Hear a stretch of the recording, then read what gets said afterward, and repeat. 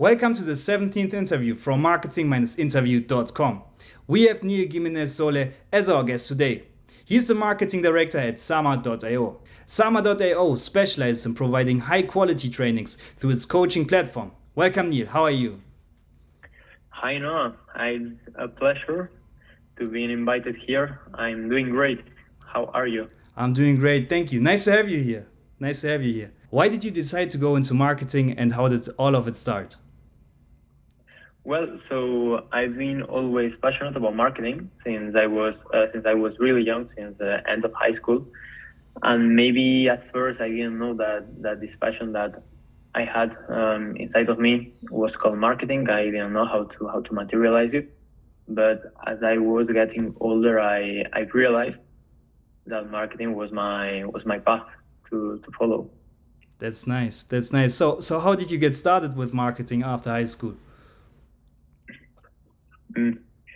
So at at the end of high school, I had my own little projects about the online world, some little websites that I was doing sometimes with some friends, and and and then I decided to join a business school that were offering a degree on digital marketing and digital communication, and this was kind of disruptive at that time because it was not easy to find education about marketing and communication, but in the digital online sector. Mhm. And since the first day at university, I really like and that really I woke up my passion for marketing. That's good. That's good. So how was that university for you, or this the degree you made? Did it really go deep into digital marketing, and you just learned all of it over there, or did you also have to study some marketing afterwards Mm. to better understand it? Yeah, so for me my key of my own personal success was to always work a little bit more by from my end, because it's true that at university I was getting great knowledge, and and the and the teachers were such a great professionals, but that was like the base, the fundamentals. Yeah. Then was up to me to build on top of that really solid base on top of that fundamentals, so I could develop a great marketer inside of me. Mm. So how did you do that? What type of channels did you use? Did you read books? Did you watch YouTube videos, for example? Do courses? Have coaches? What helped you the most? I remember at the beginning I was doing the apart from university I was doing the basic courses of big companies like I don't know, like LinkedIn, like Google. Meta at that time was also offering some basic courses to better understand their um, their advertisement platforms, and that was really great to have a nice knowledge about B2C. But when it comes to B2B, when I start specializing in B2B, I had to go read some books that at the end of the day they are like the basics of marketing. Because with the online courses as well, I had superficial learning and they were not going in depth as I would like to. Mm. Uh, are there any books that you can recommend to the audience?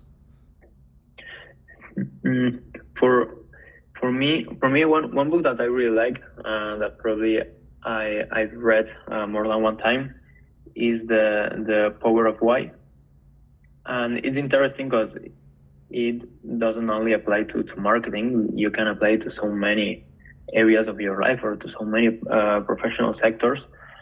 And I think the magic of that book is that makes you like force the book force you to implement all that knowledge in your own personal context, Mm-hmm. and that makes it really really powerful because you also have to do a little bit of effort while reading that and while gathering all that knowledge. But yeah, for me that's the basics of of communication. And when it comes to marketing, you need to know how to communicate and how to make people aware of your product and of your services. And knowing the why is the most powerful tool that you could have. That's a good one. That's a good one. I will also put it in the description of this video so people can have a Mm-hmm. look at it and even buy it if they want to buy it. Are you also using social media to stay up to date right now? Because I mean, it's kind of difficult to stay up to date with books, with the current trends when it comes to AI and everything. Yeah. What do you use to stay up to date? Do you use social media or Google, or do you have some newsletter subscription? How do you combat these trends? So that's an interesting question.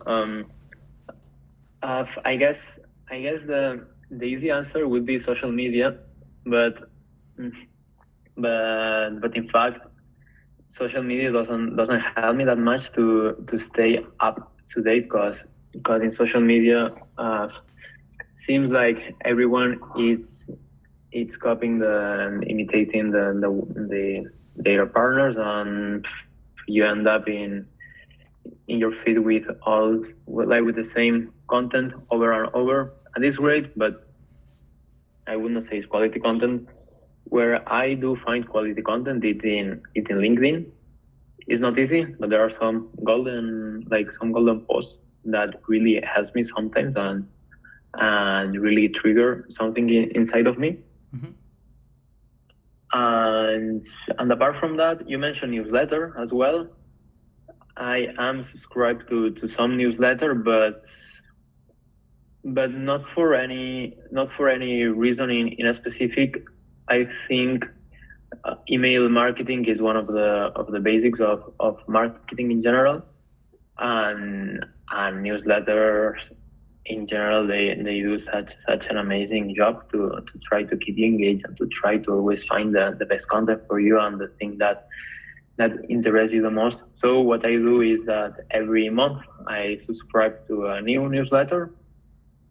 I analyze it. I analyze their protocols and their strategy a bit during 1 month, and then I just opt out and get a new newsletter. And that's a really great way of knowledge and of learning something. Definitely, definitely. I also learned a lot from newsletter marketing from other marketers that are in the field. But for me, it's kind of hard to analyze newsletter content really well because then the automations also trigger depending on what you click on, right, or what you don't click on, and then I mean it's good to see the first sequence, but the subsequences or the following sequences always change. But at least in the first interactions, they try to give you the best sort of mails they have, and that's a good one to see what works for them in their industry. I also could. That's true. I mean, in the beginning of the sequence, they normally is when they give the most important content, right? Yeah. So like 80% of the value you are like 80% of the value everyone is gonna get it. Sometimes what I do, if there is one newsletter that I really like, is that I sign up with 2 different emails. But well, that's a weird thing of me as I try to go through different ways, right, to get to different sequences. But still, like normally they are super complex, and you will need 20 emails and a lot of your time to get to know everything, and it's more just like a hobby. That's true. That's true. If your child wanted to follow the same path as you, what type of advice would you give him or her in order for him to become successful or for her to become successful? I would say one of the things that helped me the most and that I would recommend to other people that try to follow a similar path would be to find their own ways of innovation and of creativity. Because for me personally, what helped me the most in my career was always have some sort of innovation and some sort of creative way of thinking, Mm. because that really helps you to grow fast and to achieve amazing things. Is this, like, we could say that is this feeling of thinking outside of the box, more or less. But well, yeah, you don't need to come up with the best idea in the world every month. It's just having some ways to fit your creativity and implementing that and implement it as something in your work routine. That's a good one. What steps does he or she need to follow in order to become successful? Which steps would you recommend? Mm, well, it's really difficult to give a path that would be common for everyone. Mm, but I would recommend, like, to start with something that you like. Some, I don't know, in the marketing sector, for example, to try to specialize in something that you like and to start doing it, even if you are not so so sure about it. But the most important part is to start, like, no matter how, and no matter if you are super clear or super convinced about that, just start. And as soon as you start and keep doing your path and keep moving forward, then it's gonna be a consequence that you will find the right way for you. And once you find the right way for your own self is when you become successful. Are there specific insights that you wish you had when you started out?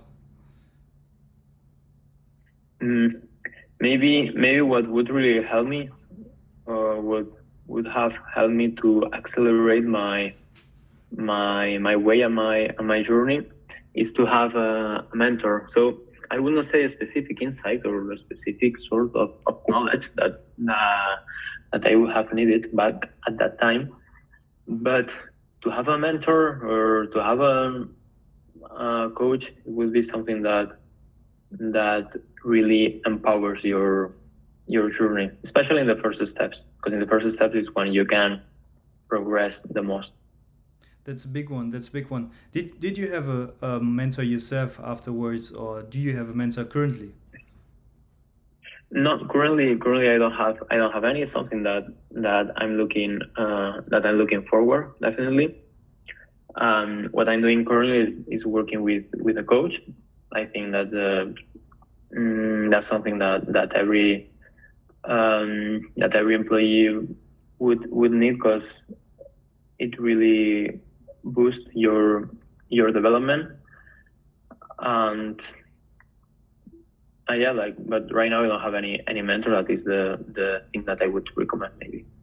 How is it for you to work with the coach? How can I imagine to how is it going? Like you meet with him weekly and then you talk about what's currently going on in the business. How is it working with him or her?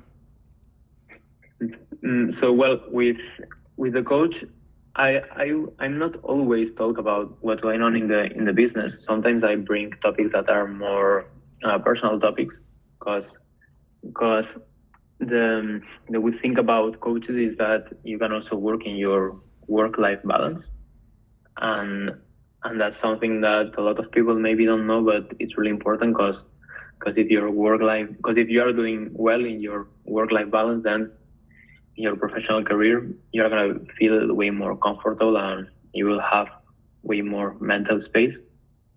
So personally, I put emphasis on that. And then when it comes to frequency, I like to meet my coach twice per month. And for me, the sessions with her are really energizing for me. I would say that's the word. I understand. I understand. Is there a moment in your career that you're particularly proud of? Mm, mm. there was there was a moment in my career like 2 years ago when when I decide to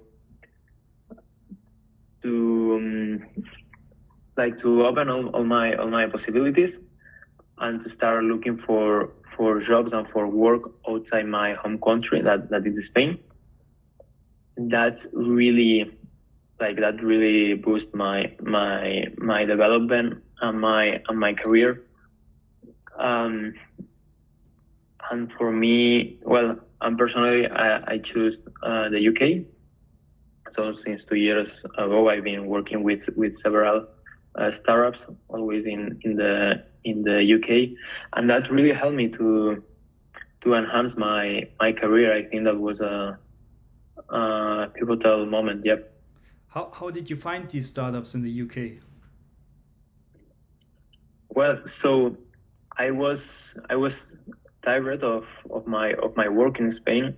I wanted to go a little bit out of my comfort zone. I was really improving my English at that time, so I was already able um, to work in a language that was not my native language, because that was a barrier at the beginning.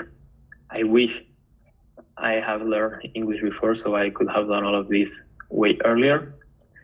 But when it comes to looking for jobs, I just went to any of the remote job websites that like there are a lot of them. I don't recommend LinkedIn because way too many people use LinkedIn. But my little advice would be to focus on websites that recruit people for startups, Okay. What instead do you of have some going to examples? large to websites that hold large companies. Do you like there are large companies who have websites for their startup businesses that they have under them, or what do you mean? You Yeah, mean so I mean that there are specific websites to look for jobs that you will only be able to find startups in okay, that website. And from my experience, that websites, don't ask me why, but they work really well. okay, And I got, and back on that time, I got so many interviews for that website that that were full of little small companies. That was way more successful for me than instead of focusing on the large companies, trying to get into the large companies. I understand. I understand. Do you remember the name of these one of these websites? Yeah, yeah, for sure. I spent so many time there. One, so I would recommend OTA. It's called, so it's written OTTA.com, Yeah. OTA. And also what I can remember is that was so easy to use, and I think was like of a like sort of a dating app, but with looking for jobs. So that means that you were setting your profile, and the website where was recommending you the different job positions that would fit you, instead of you look searching in the search bar for the exact position. I understand. I understand. So we just talked about the moment that you were particularly proud of before. What has been the biggest challenge you had to overcome? So in general in my career, Yeah, in general. or back in that time. Okay, um, there've been several moments, that's for sure. But maybe one of the worst moments for me was when I was going by my own as a freelancer, dealing with my own clients. And I remember that were some months that were completely crazy, because it was so difficult to predict how was going to be the next month. It was so difficult to sign contracts with clients for a long term. and my workload was so irregular and so unbalanced. Well, particularly, I'm a person that really likes to be super structured and have the things super clear and be able to have a clear vision forward. I think that's really important for everyone. Yeah, and going as a freelancer like didn't allow me to do that. I understand. How did you find your clients back then as a freelancer?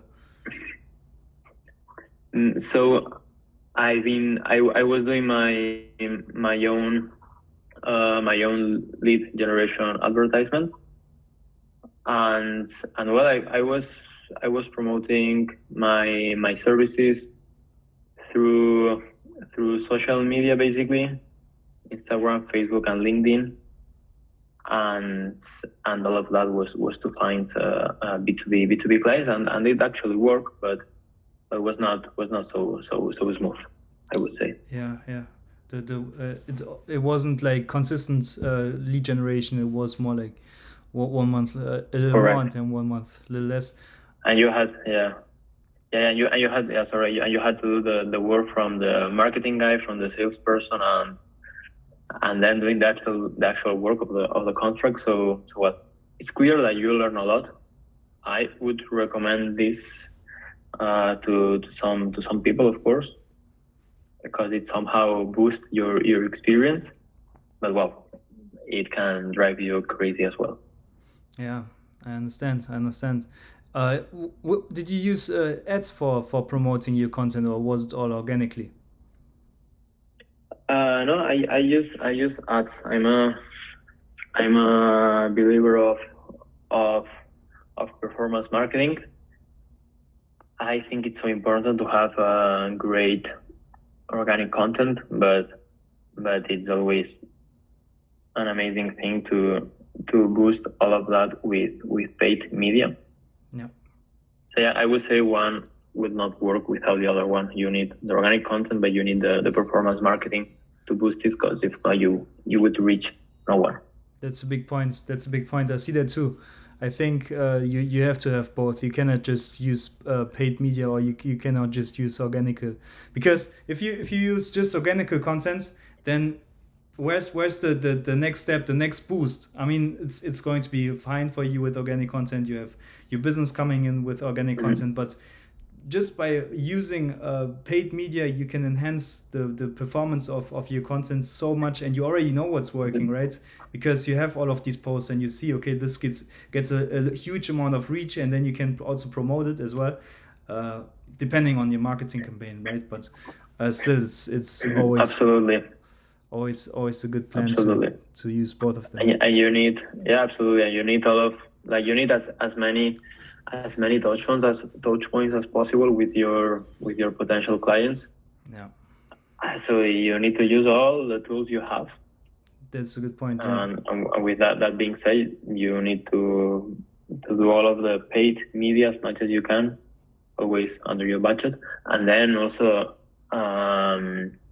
try to do as many organic content as you can, so you have this huge network of touch points that from one or another you will get your clients. That's true. I just prepared 48 short videos in the last 2 weeks, or like 2.5 weeks, 1.5 week, 48 short videos. There was so much work. It's a crazy amount of work that you have to put into this work. And me personally, I like to do more than just one task. And it was just 1.5 weeks doing the same thing. Cutting the short video, putting in subtitles, putting in the videos on as pattern interrupts and everything. That's that's an annoying task, but it's true. You have to have a lot of short videos, a lot of organic posts that you can post. So because otherwise, I have also clients that say I cannot post every 3 days. Well, you have to post at least consistently to in order to grow as quickly as you can. And the more you post, the quicker you will grow. So I would even recommend you to post 2 times a day if you could. But yeah, absolutely. Absolutely. And I'm sure that all these videos that you've just created, they are going to be useful now, and they are going to be useful in the future as well, because they stay there and they can always get new videos and attract new people. Or if not, you can use one of your old posts to boost it with big media Yeah. and bring it back to life. That's true. That's yeah. I see the performance is falling off after a certain amount of time. Maybe we'll catch on again. But I saw after I Mm. thought like our best performing video was at 30,000 views. I mean, we're just at the beginning. It's not that much, but still 30,000 was on TikTok. But the performance was very great for 2 days, and then after 2 days it was Mm. just a straight line. Maybe the more I post, it will Yeah. put it back on track. But I think Mm. I, s- Yeah. I also saw with some other clients you have to just keep posting. That's a headache. That's always the headache, Mm. right? To keep posting every day or consistently at least. Yeah, and that's so interesting, and yeah, and like the algorithms push you to keep posting constantly, because normally you are gonna get the boss just when you post that video, just when it's fresh, then it's not gonna be that much, then it's gonna be that useful anymore. But like one interesting thing here, apart from posting as much as possible, I don't know, once per day or twice per day or a week, depends on your sector.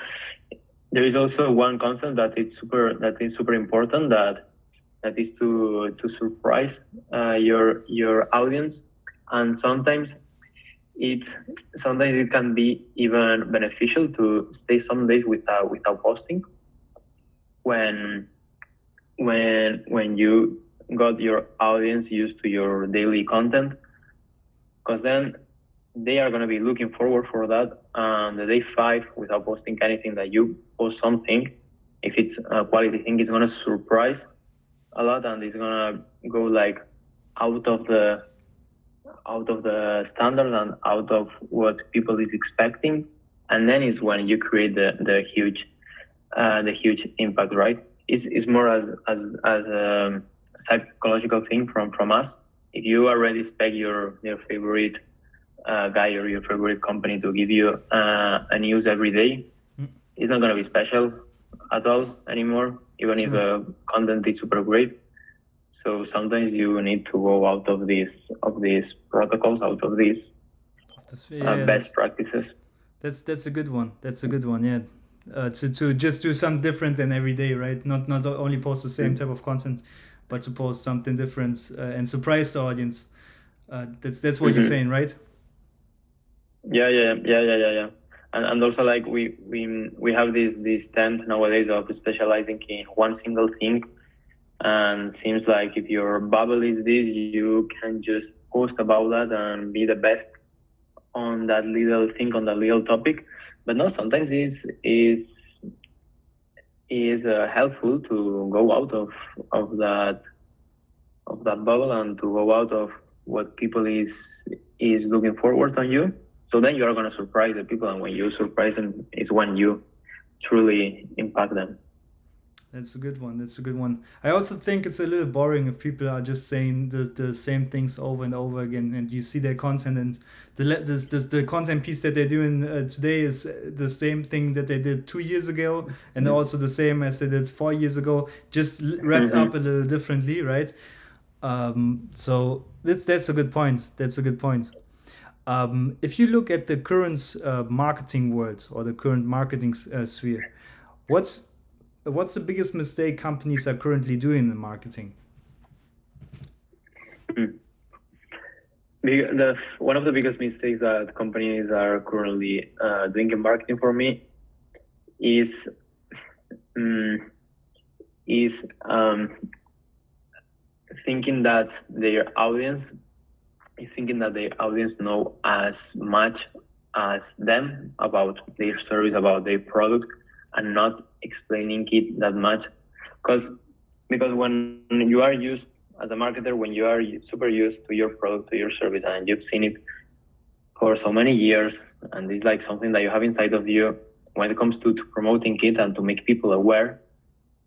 You tend to think that there are some basics that your audience already knows, but that's not true. That's not true. You need to treat your audience as a new customers, like as a complete new people in that sector that are not aware of anything, and you need to make it as clear as possible so audience can understand it super well. I see a lot of communications from other companies that seems that they are addressing to their competitors, because only their competitors could understand that. Only the people that is in the sector could understand that. Like it's not possible for the potential buyers to understand all of that. You cannot talk with them as you talk with your work colleague, because they are not aware of what you are doing. That's a good point. I see that too in the marketing world, and I think people just assume that because they're in this tunnel vision after working for this company for so long, they know the ins and outs from the company. Then they forget there are people out there who don't know anything, and for them it's then hard to explain the company the easy way. It's kind of like the same with teachers, right? They get mad at you because you don't understand it, because they understand it so well. But for them to explain it sometimes the easy way or the basic way, which is very important for students or for the audience in that case, when it comes to companies, they cannot do it anymore.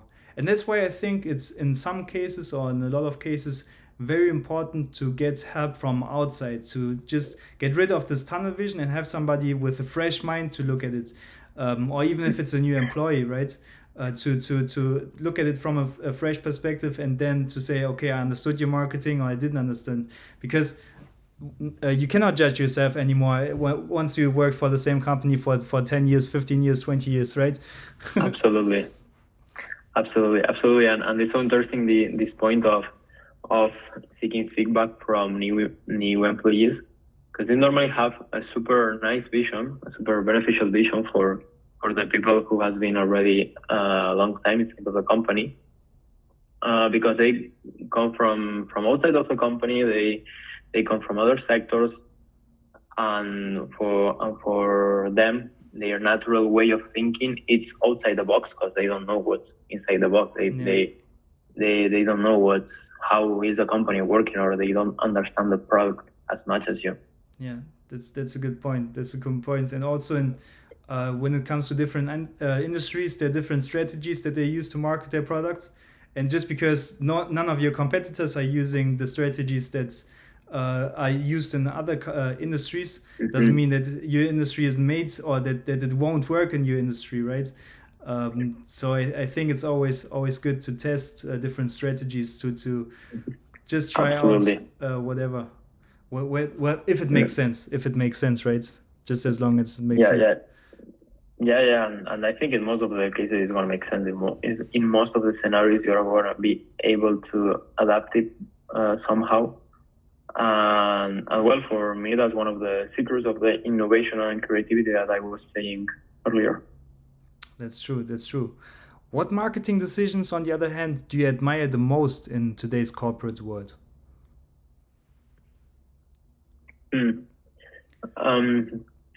So you mean, for example, from other competitors, or a strategy that I admire? I mean, it doesn't have to be from your competitors, but I mean in general from companies that you see in this world and where you think, wow, this was a good marketing move, and you would say this one is something that was bold, or you just admire it because it has a huge impact.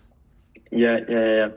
So I cannot think about a specific example, but what I can tell you is a trend that there is now in the and that is being active for the past years in the B2B sector. And the thing is that some time ago, B2B was seen kind of a super professional advertisement and in consequence boring, and there was not creativity around it. but I don't know what companies or what sector were the responsible for that.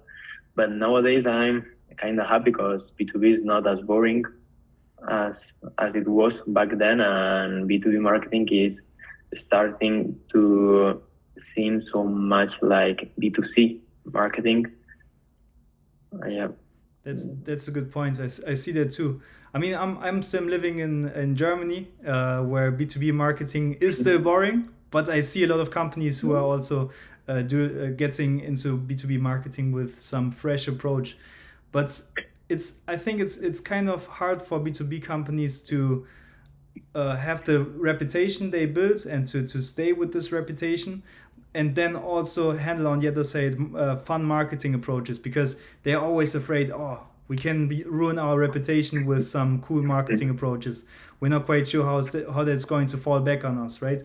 um, I mean, I see Yeah. still I see in Germany some companies who still do it. For me, reputation is a big one, and I think you should secure your reputation with everything that you have, and you shouldn't give up on your reputation just because of some advertisements. But there are other people in Germany. I mean, I'm not going to name any specific ones, but they're also cursing in their advertisements. They're cursing a lot and still making a huge amount of business. But I know a lot of people who hate them. Like it's the same like with these Yeah. influencers nowadays. I see a lot of people in the corporate world who say they are the worst of the worst. I would never do marketing like them. But then on the other hand, they make huge amounts of money. So it's they're very polarizing, right? Yeah, absolutely. I think there is a middle ground between your reputation and your classic tone of voice, and the fun marketing that you were talking about. Like, it doesn't have to be super funny, entertaining marketing and campaigns, but just that you step up from this super professional looking and super professional aesthetic that B2B marketing used to have. And I'm sure that you can find a way to make it fit with your values and with your actual tone of voice Definitely. of the company. Definitely, you can definitely balance that, and I think you also should to stand out from your competition, because most of the B2B guys, at least in Germany, they are not really even advertising too much right now. They are more going into sales, or they advertise a little bit on events, but these digital channels, they are often underutilized in the B2B sector. Okay, maybe Google is also a good one that they're using, but I mean, when it comes to display advertisements, they are often not using it, right? And I think you should do some bolder type of advertisements for your companies. But as you said, to balance it, it's a very fine line sometimes. What for the one person, especially in Germany, right, where people are very conservative, for some people it's funny and they love it, and then on the other hand, people say, oh no, you ruined your reputation with this one. Yeah. I mean, it's not easy to like everyone, but you have to try. But I think, I mean, in some market, like your market, like for example Spain. I mean, okay, you're in the UK market as well, but as well in the UK market, people are more open-minded. Wouldn't you say that people in Spain are more open-minded to some funny advertisements? Yeah, yeah, I would say so. I would say so. And like, even if you do B2B or you do B2C, people is gonna say your act, and That's true. and the same people, most, like, a lot of times the same people that have a LinkedIn account, they also have an Instagram. You can also reach them through Instagram. It's not that easy, but that means that they share audiences. Then the B2C audience, you're not gonna find them in the B2B world, but the B2B world is always present in the B2C That's true. landscape. So That's true. So when it comes to your own advertisements, you said you were running LinkedIn ads. You said you were running Instagram ads. what channel worked the best for your company back then when you were a freelancer? When I was a freelancer, the channel that worked the best for me was the most like was Instagram. I would say Instagram and Facebook, Meta, Meta ads, was what worked the best for me. And also, I was for my own self, so I didn't have any big budget. And these platforms are the best. You could also try on LinkedIn, but normally you need to invest a lot of money and feed LinkedIn ads with a lot of budget in order to have great outcomes. Yeah, that's true. That's true. So what do you remember what type of offer you were promoting on Instagram and on like Meta ads?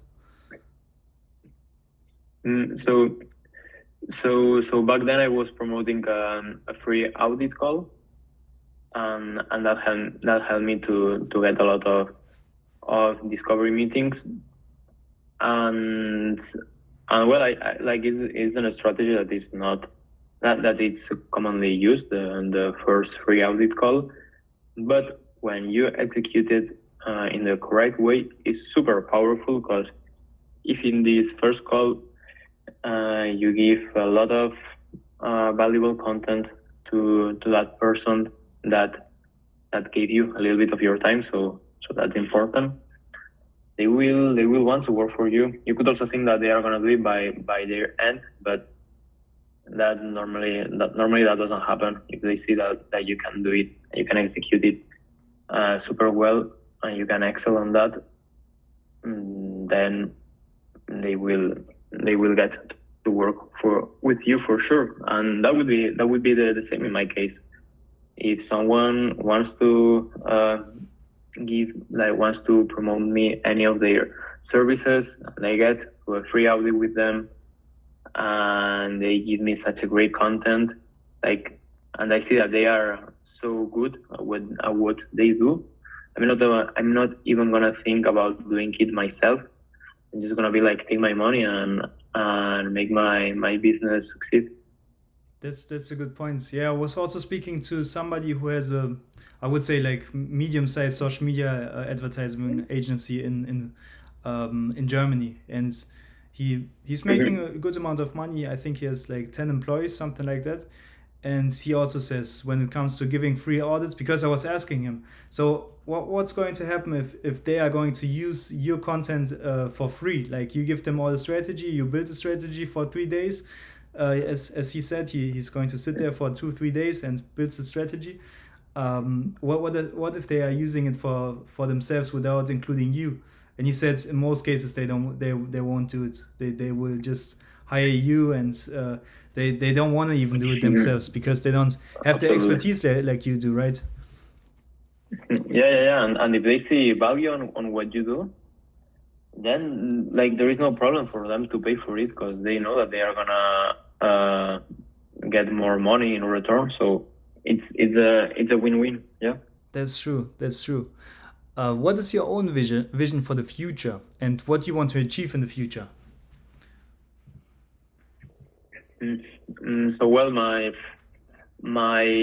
vision for, like, I don't have a long term vision, to be honest, because I feel the sector where I am is it's super fast paced, and things change really really quick over the time. I just worry about maintaining myself up to date, um, enjoy what I do for sure, because if not, I would get easily burnout, and keep feeding my creativity and keep looking for ways to maintain myself innovative. And as long as I'm doing these basics, I don't have any fear for what is coming in the future, because I'm sure I'm gonna have the tools to approach it. That's great. That's great. And when it comes to getting new employees, what tips would you recommend in order to get suitable employees, or what are you looking for in an employee when you're hiring? Mm. For me, it's so important when I look for someone for my team. It's so important that they have a great understanding of what's going on. Maybe I'm not looking that much for the technical side, because you can always train that, and they can always learn that. But to have a better, like to have a great understanding from the beginning of your landscape, of your sector, of that job position, it's super important, because that is gonna make things way easier. Perfect. I understand. Let's come to my last question, and I already asked you this question, kind of, but maybe you have another book that you would want to recommend. Is there a book that you would like to recommend other than that what you recommended before? Mm, I will, I will have to, I will have to think a bit about that. Um, mm,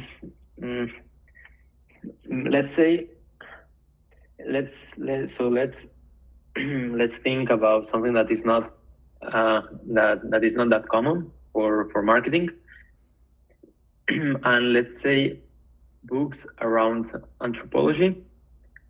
I think that really gives you a super great understanding of human beings. Well, anthropology basically studies our society and human beings, and with anthropology books, mm, like to give one specific example, I would say Sapiens. And with these sort of books, you get to know the really basics, really basics of societies, and of how we think, and of why we like what we like, and why we think the way we think. And when it comes to communication more than marketing, they are strictly related, but it's more on the communication side. That's really important. Like, it's not something that you need, that you will need for sure, but wow, I think having a great knowledge of anthropology, it will really help you, and would be an amazing plus when it comes to communication. You will see things in a different perspective. That sounds great. That sounds great. I had another head of marketing who was also recommending this book, so I think Wow. it's a good one to read. I would also buy it. I have it on my list already. I haven't bought it yet. I haven't bought it yet, but it's definitely also something I would like to read. Definitely. Yeah. Neil, I thank you a lot for this interview, and I wish you only the best for the future for you and Sama.io. Thank you so much, Noah. The same for you, and I'm looking forward to see all that interviews that you are cooking, and all that videos that are about to be deployed. Thank you, Neil. Thank you.